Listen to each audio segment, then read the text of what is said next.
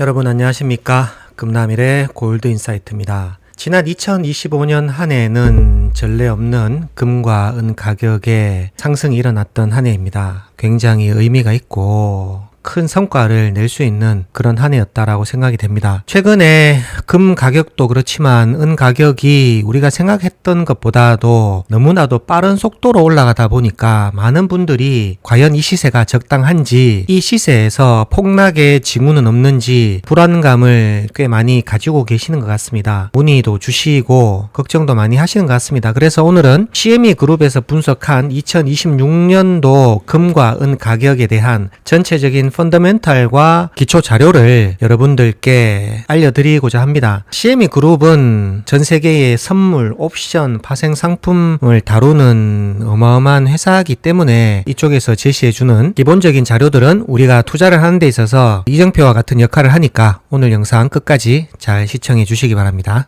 한국인의 금거래 한국금거래소 2026년도 기금속 시장에 대한 전망을 여러분들과 함께 분석을 하도록 하겠습니다. 이 자료는 CME 그룹에서 불과 며칠 전에 내놓은 전략 보고서입니다. 5가지 핵심 테마를 가지고 2026년도 기금속 시장에 대한 분석을 진행하도록 하겠습니다. 자, 2026년도 금 가격의 상승을 주도하고 있는 주체가 바로 이제 중앙은행들의 골드러시거든요. 이런 중앙은행들의 금 매입은 금값 상승을 견인하는 가장 핵심적인 주체입니다. 그렇다 보니까 기존에는 2010년 기준으로 중앙은행들은 금을 파는 입장에서 다시 이제 사는 입장으로 완전히 돌아섰거든요. 금에 대한 기본적인 관점이 완전히 좀 바뀌었다라고 생각을 하면 될 것 같습니다. 자, 그리고 중앙은행들의 2022년 이후에 누적 보유량이 무려 6,000톤이 이상이 됩니다. 현재 미국이 8,000톤으로 전 세계에서 가장 많은 양의 금을 보유를 하고 있고, 중국이 보도에 따르면 6,000톤 이상이 되는 것 같은데, 실제로는 중국이 현재 미국만큼 또는 미국 이상의 금을 보유를 함으로 인해서 대외적인 영향력을 더 행사하려고 하는 그런 상황이고, 브릭스 국가들을 주도해서 러시아, 중국, 인도, 브라질,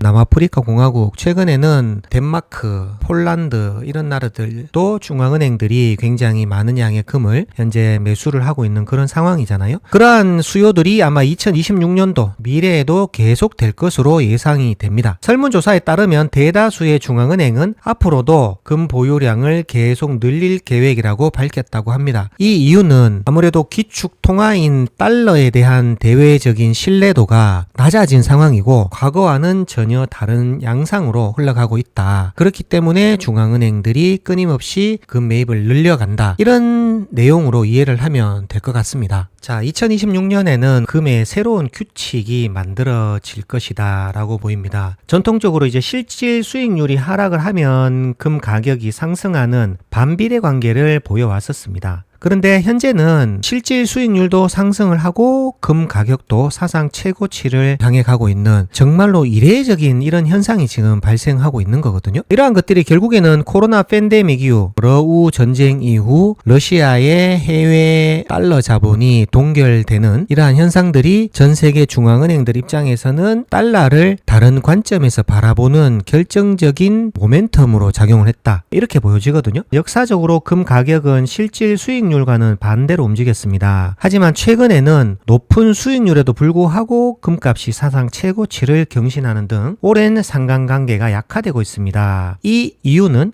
지정학적인 요인, 러우 전쟁, 이스라엘 하마스 전쟁, 중앙은행들의 대규모 매입이 새로운 핵심 동력으로 부상했음을 시사를 합니다. 과거에 있었던 일들을 바탕으로 현재와 미래를 예측을 할 수 있는데, 지금은 과거의 이런 데이터들이 크게 의미가 없다. 이런 상황이거든요. 그렇기 때문에 2026년도에는 우리가 기존에 알지 못했던 패턴으로 금 가격 그리고 은 가격이 상승할 수 있는 새로운 시대가 열린다. 이렇게 이해를 하시면 될 것 같습니다. 금 1kg를 가지고 은을 몇 킬로를 살 수 있느냐, 그 부분을 금은 비율이라고 하는데 최대 많이 벌어졌을 때 104까지 벌어졌었습니다. 그런데 현재는 58까지 좁혀져 있는 상황이거든요. 그래서 최근에는 금값의 상승보다는 은값이 더 상승함으로 인해서 금은 비율이 많이 좁혀졌다, 이렇게 보시면 되거든요. 과거에는 금은 비율이 60배를 넘어섰던 그런 시점도 있었습니다. 그런데 제가 방송하고 있는 지금 현재는 금은비가 60배 이하, 약 한 58배, 금 1kg를 가지고 은을 몇 개를 살 수 있느냐고 보면 은 1kg짜리를 58개 정도를 살 수 있다,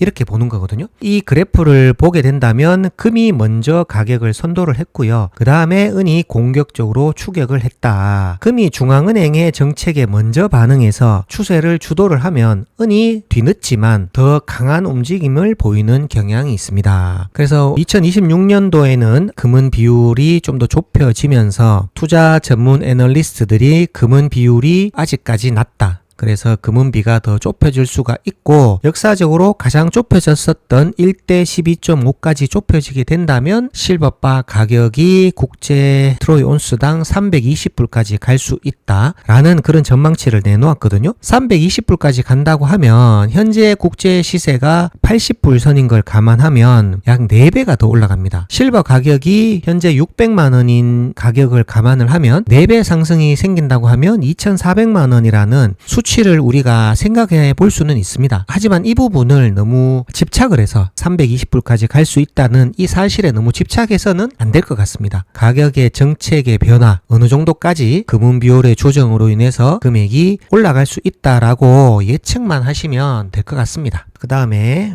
은 시장에 대한 경고입니다. 5년 연속 공급 부족이 이루어졌고, 이러한 공급 부족이 향후에는 어떻게 될 것이냐. 제가 작년 한 해 2025년도 방송을 하면서 은 가격이 지속적으로 공급 적자에 놓여 있다 라고 말씀을 드렸는데, 그 부분이 초기에는 그렇게 주목을 받지 못하다가 후반부 들어서 이 공급 적자에 대한 이야기들이 많이 나온 건 사실이거든요. 그래서 2021년부터 시작된 실버의 시장의 공급 부족 현상이 26년도에도 공급이 지속적으로 부족할 것이다, 이렇게 보여집니다. 자, 핵심 이슈는 수요는 현재 급증하고 있죠. 미국의 지질조사국에서 은을 핵심 광물로 지정을 함으로 인해서 과거보다는 훨씬 더 높은 관심을 받고 있습니다. 그래서 기관들의 관심, 개인들의 투자 관심, 그리고 꾸준한 산업의 수요, 이런 것들로 인해서 공급은 제자리에 있는데도 불구하고 수요는 계속 급증하기 때문에 실버 가격은 올라갈 수밖에 없는 그런 상황이다, 이런 내용이고요. 여기 보시면 은광은 별도로 있지는 않고 금광을 캐면서 거기에 따른 부산물로 구리나 아연, 은 등이 생산이 되는 그런 구조입니다. 그렇기 때문에 은의 생산량을 기하급수적으로 늘리는 것은 한계에 다다랐기 때문에 실버는 실물 재고 부족으로 인해서 시장 상황 변화에 은 가격은 더 민감하게 반응할 수 있습니다. 그래서 현재 실버의 수요와 공급, 그리고 향후의 가격 변동성에 대한 가능성, 이러한 것들은 우리가 시장의 전체적인 포지션을 이해를 하면 향후의 가격이 어떠한 방향으로 상승이 될 것이다 라는 것을 대략은 이제 유추를 할 수가 있단 말이에요. 금이 가지고 있는 시장의 전체적인 캐파가 100이다라고 우리가 가정을 했을 때 실버가 가지고 있는 캐파는 불과 50 정도도 채 안 되거든요. 그렇기 때문에 갑자기 많은 수요가 몰리게 되면 실버 가격이 급등할 수도 있고, 차익 실현 매물들이 나오게 된다면 시장에서 조정받는 그 퍼센티지가 금보다는 2배에서 3배 정도 더 많이 조정을 받을 수도 있단 말이에요. 많이 조정을 받았을 때 추가적인 매수를 할 수 있다면 그 부분은 굉장히 좀 현명한 투자의 방법이다, 이렇게 말씀을 드리고 싶습니다.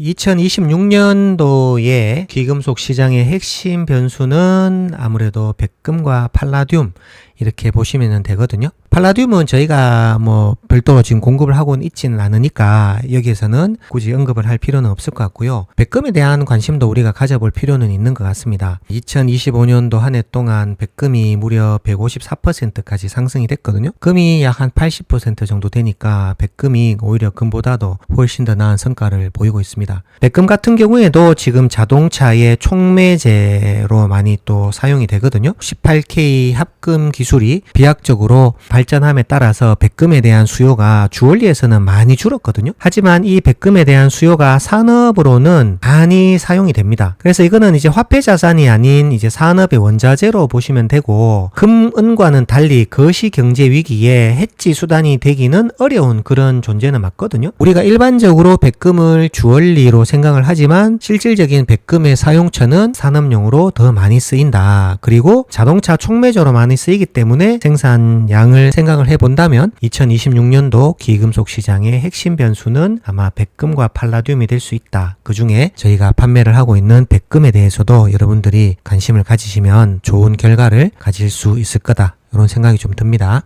2026년도 귀금속 시장에 대한 전망을 CME 그룹의 이제 5가지 핵심 테마를 가지고 분석을 했었는데, 지난 24, 25년도에는 중앙은행들의 이러한 금 매입이 간헐적인 수요였다 하면 2026년도에는 좀 더 꾸준한 매수세로 전환이 된다. 이런 분위기라고 지금 이야기를 합니다. 2025년도 중앙은행 총재 설문조사를 인용을 해보면 응답자의 대다수가 향후 5년 안에 금 보유 비중이 높아지고 달러 보유 비중이 낮아질 것으로 예상을 했고요. 95%는 향후 12개월 안에 전 세계 중앙은행의 금 보유량이 증가할 것으로 이렇게 전망을 하고 있습니다. 이러한 구매는 사실은 상당히 전략적이고 장기적인 성격을 띠는 경우가 많기 때문에 시장의 구조를 굉장히 다양화하는 데 이제 기여를 하고 있습니다. 지속적인 수요는 단기적인 가격 하락보다는 시장의 전체적인 좀 깊이를 더해준다, 이렇게 보면 되거든요. 그래서 2026년도에도 금과 은, 백금에 대한 전체적인 전망은 굉장히 좀 밝다, 이렇게 보시면 될 것 같습니다. 제가